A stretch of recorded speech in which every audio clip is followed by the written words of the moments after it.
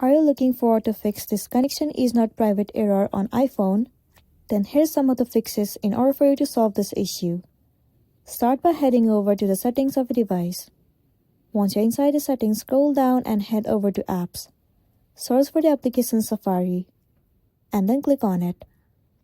Once you're inside the Safari, scroll all the way down to the bottom and you'll see the option where it says Clear History and Website Data. Click on it. You need to select last hour and then tap on Clear History at the bottom. Once done, now go back and head over to the settings page. Move into General. Scroll down and move into VPN and Device Management. Over here, make sure that the VPN is turned off. Once you have turned off the VPN, now move into Date and Time. Make sure that the date and time is set to automatically. After that, you'll be good to go. So that's the end of the video. If this video helped you, give it a like and check out our next tutorial. Thank you.